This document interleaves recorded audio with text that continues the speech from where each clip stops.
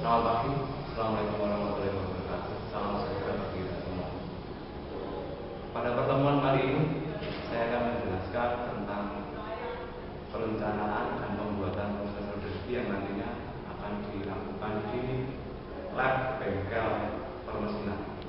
Dalam pembuatan roda rezeki di sini, tujuan pembelajaran kita nantinya adalah yang pertama, siswa mampu menyebutkan bagian-bagian utama dari roda rezeki. Di sini yang kita bahas roda rezeki lurus, bentuknya nanti seperti ini. Jadi setelah kita tahu bagian-bagian utamanya, kemudian kita akan mampu melakukan perhitungan. Jadi perencanaannya dari bagian utama ini nanti istilahnya apa saja yang ada di dalam ini. Nanti perhitungan dari bagian ini baru kita bisa melanjutkan ke pembuatan roda gigi.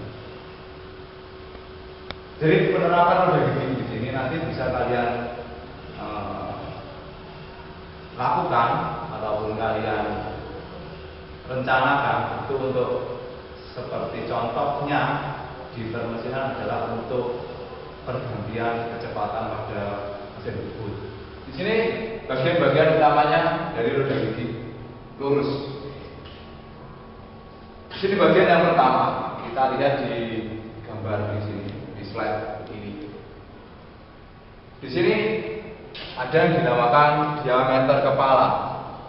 Diameter kepala di sini adalah dari diameter yang paling kanan ke diameter yang paling kiri, atau dari kanan kalian di sini sampai ke bagian kiri kalian. Intinya di sini diameter terluar sama saja dinamakan dengan diameter kepala. Di sini nanti sebelum dilakukan pengabrisan roda gigi harus diketahui ataupun dibuat dulu di mesin bubut untuk pembuatan diameter kepalanya. Di sini nanti kalian harus paham untuk penentuan diameter kepala. Di sini diameter kepala. Yang kedua adalah diameter tusuk. Di sini bisa disimbolkan dengan DT.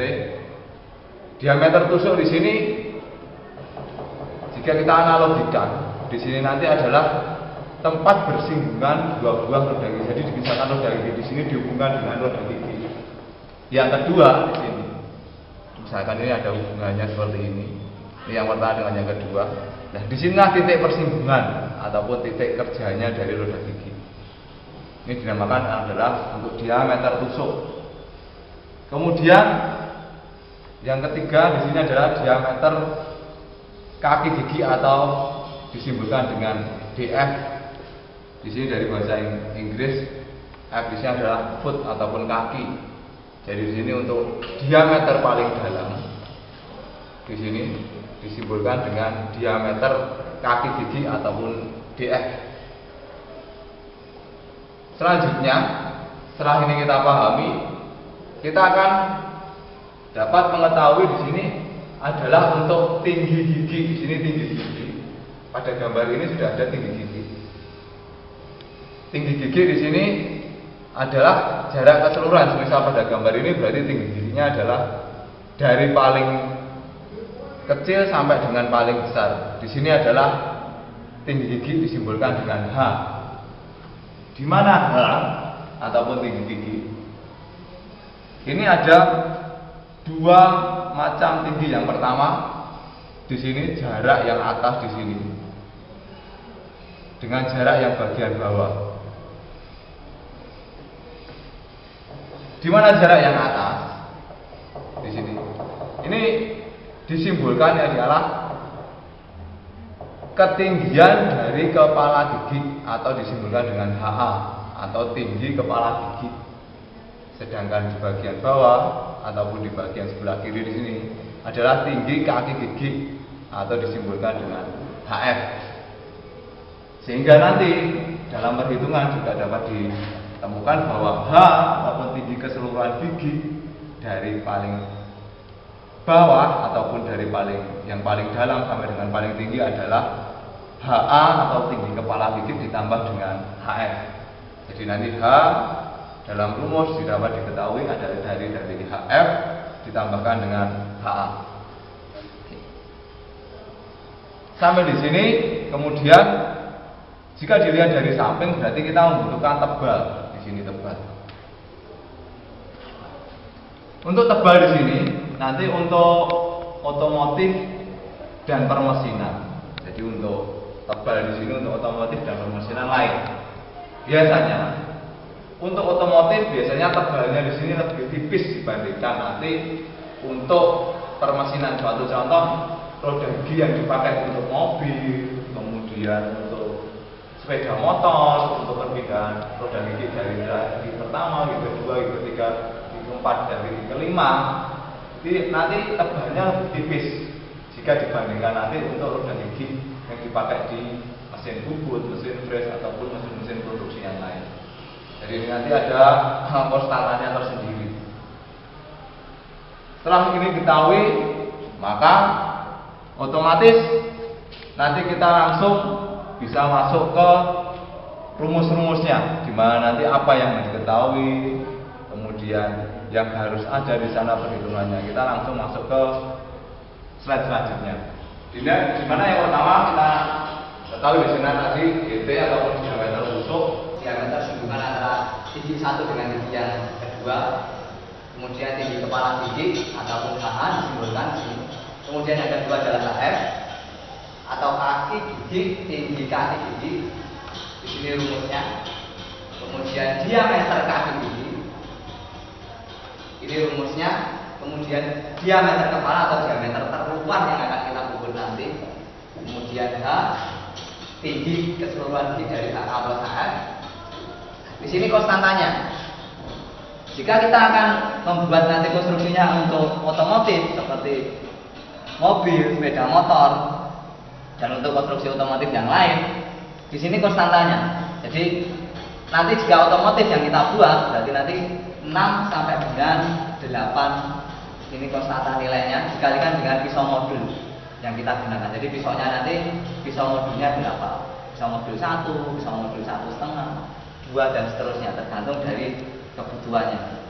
Kemudian untuk permesinan di sini angka konstantanya lebih tinggi, adalah 9 sampai dengan 12. Jadi di sini tinggal nanti kita pilih salah satu konstantanya, tinggal dikalikan dengan pisau modulnya. Yang terakhir di sini adalah pembagian dari perputaran roda gigi. Semisal di sini untuk gigi yang pertama, semisal di sini dibuat yang pertama, kemudian diputar untuk yang kedua, ketiga dan seterusnya. Di sini adalah perhitungannya. Intinya di sini perhitungan di sini adalah dalam satu putaran atau 360 derajat. Di sini dibagi menjadi berapa bagian, ditentukan dari jumlah giginya. Misal di sini ditentukan jumlah giginya 10, berarti di sini nanti 40 per 10 ataupun bisa juga dalam 360 di sini dibagi dengan 10 bagian. Berarti dari sini bisa kita lakukan perencanaan dari bagian DT sampai dengan NC. Di sini langsung saya jelaskan saja. Yang pertama, jadi di sini untuk perencanaannya, DT ataupun diameter tusuk di sana dirumus adalah Z jumlah gigi dikalikan dengan modulnya, di mana Z ataupun jumlah giginya adalah 20, kemudian pisau modulnya ada 2. Di sini didapatkan untuk DT-nya adalah 40 mili. Jadi nanti titik singgung dari roda gigi itu satu dengan yang kedua. Jadi misalnya roda gigi ini dengan roda gigi yang kedua, di sini titik singgungnya adalah pada 40 mm. Selanjutnya dari sini, dari tinggi kepala giginya dulu. Di sana saya urutkan. Di sini adalah 1 dikalikan dengan modulnya. 1 dikalikan 2. HA-nya di sini ketemu adalah 2 mili. Jadi tingginya di sini ini dari bawah. Di sini adalah HF tadi, yang atasnya saja di sini HA. Di sini adalah 2 mili. Selanjutnya kaki giginya yang bagian bawah di sini. Di sini adalah 1,2 kali modul.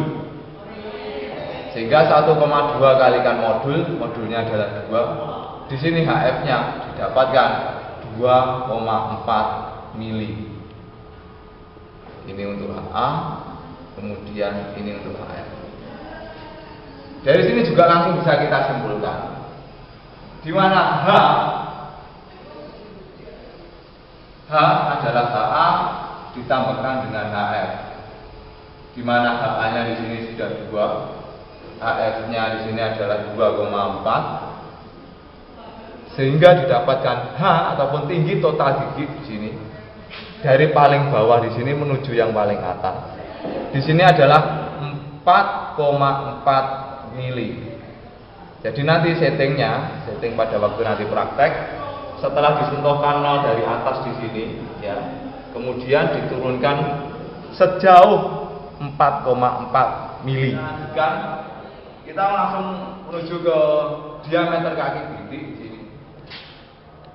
DF, diameter kaki gigi, di sini rumusnya adalah DT dikurangi dengan 2 HF ataupun 2 kali tinggi kaki gigi.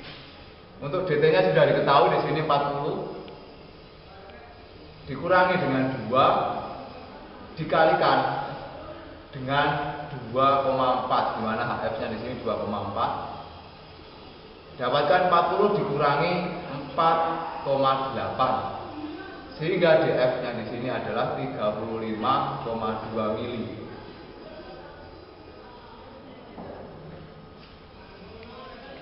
Selanjutnya kita akan mencari yang namanya diameter kepala. Ataupun ada yang menyebutkan diameter terluar atau diameter luar, sama saja. Di sini rumusnya yang sering kita lakukan adalah dari rumus T plus 2HA. Di sini akan saya coba jabarkan di rumus ini. Di sini saya jabarkan, di mana DT-nya adalah Z kali modul ditambahkan dengan 2 dikalikan dengan modul. Sehingga menurut aturan matematik, jika ada simbol yang sama, di sini modul, di sini ada modul, di sini ada Z, di sini ada 2, di sini isomodulnya ataupun M, simbol M di sini bisa dikeluarkan, sehingga di sini diameter kepalanya bisa berubah menjadi Z plus 2 dikalikan modul. Jadi dari rumus pertama di sini, setelah kita turunkan dan kita pecah akan didapatkan rumus turunan, dan ini sama nanti hasilnya. Supaya untuk perhitungan lebih mudah, yang nantinya kita ambil dari turunannya di sini saja. Untuk DK, di sini Z ataupun jumlah giginya tadi adalah 20, di sini 20 ditambahkan 2 dikalikan dengan isomodulnya. Isomodulnya adalah 2. Di sini adalah 22 dikalikan dengan 2. Di sini akan ketemu 44 mili untuk DK-nya. Jadi nanti proses selanjutnya, jadi nanti pada saat kita akan membuat bakalan atau blend roda gigi, di sini roda gigi, sebelum dibuat giginya kita bubut melingkar. Sebelum ada ini dibuat melingkar di mesin bubut, kita harus membubut. Di sini adalah diameternya 44 mili. Apakah harus tepat, Pak? Sebisa mungkin tepat. Misal di sini nanti kalian tidak tepat, nanti akan berpengaruh terhadap Z-nya.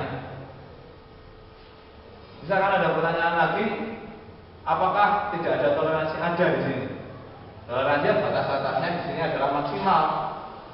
Plus minus adalah 0,1 kalau bisa tepat di ukuran 44. Jadi nanti pada saat kita membuat di praktek, diameter 44 ini toleransinya hanya 0,1, baik yang plus ataupun yang minus. Jadi bisa 44,1 ataupun 43,9. Itu maksimal sekali. Selanjutnya, setelah ini bahannya sudah, kemudian untuk tebalnya. Sekarang karena kita di jurusan teknik permesinan, maka yang kita konstruksi di teknik permesinan kita ambil di sini yang paling simpel saja, yang paling mudah untuk perhitungan adalah konstantanya adalah 10. Jadi di sini untuk B kita ambil konstantanya adalah 10 dikalikan dengan isomodulnya. Jadi sini adalah 10 dikalikan dengan 2, jadi tebalnya nanti yang kalian buat. Jadi tebalnya di sini tebal, di sini tebalnya yang dipakai di sini tebal. Di sini adalah 20 mili. Jadi nanti dibubut casing setebal 20 mili. Selanjutnya yang terakhir, untuk pembagian 360 derajat kita pakai dengan piringan, di mana nanti di sini disebutkan NC. Sini NC. Sini adalah 40%. Di mana 40 di sini angka 40 didapatkan dari jumlah roda gigi yang ada pada DVD gate ataupun kepala pembagi. Intinya, setiap kali piringan pembagi itu diputar sebanyak 40 kali, maka tekan ataupun alat bantu untuk memegang benda kerja itu baru berputar satu putaran penuh.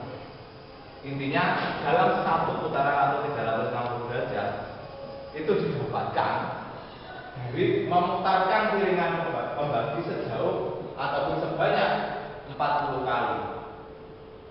Ya, saya lanjutkan di sini untuk perhitungannya. Sini 40 dibagi dengan jumlah giginya adalah 20. Sehingga didapatkan di sini dicoret, ini dicoret, dapatkan 2. Artinya, jadi setiap kali kita membuat nanti di roda gigi, contohnya seperti ini roda giginya. Jadi yang pertama, misalkan ini roda gigi yang pertama, ini yang dibuat nanti di pisau fresh, misal yang pertama di sini, nanti akan diputar ke yang kedua, keputar yang ketiga. Ini dari perhitungan ini artinya pada saat kita sudah mengefresh titik 0, kemudian kita turunkan sejauh 4,4. Di sini pisaunya akan menyayat di sini, kemudian dikembalikan baru diputar. Nah, pemutaran di sini adalah 2 karena ini bilangannya genap, maka adalah 2 putaran. Ini adalah 2 putaran penuh.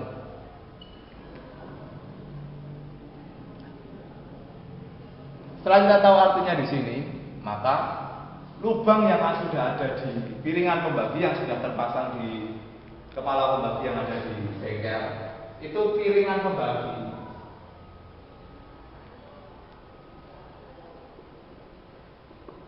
Jumlahnya lubang yang sudah ada di sana adalah mulai dari lubang 15, 16, 17, 18, 19, 20. Di sini maksudnya jika kita angka 2 di sini kita pakai misalkan angka 16 lubang dalam satu putaran piringan pembagi, jadi satu putaran ini ada 16 lubang. Di sini artinya 16 di sini pada titik di sini, misal contoh 1, 2, 3, 4, 5, 6, 7, 8, 9, 10, 11, 12, 13, 14, 15, 16. Suatu contoh di sini lubangnya dalam satu putaran adalah 16 yang kita pakai. Dimulai dari titik di sini, yang pertama di sini. Maka yang kedua nanti diputar 2 kali putaran penuh. Jadi dari sini diputar 1, 2 sampai ke titik ini lagi. Ini untuk yang kedua di sini. Jadi nanti berputar. Misalkan dari sini pisaunya diputar 2 kali, ini akan berputar ke arah ini.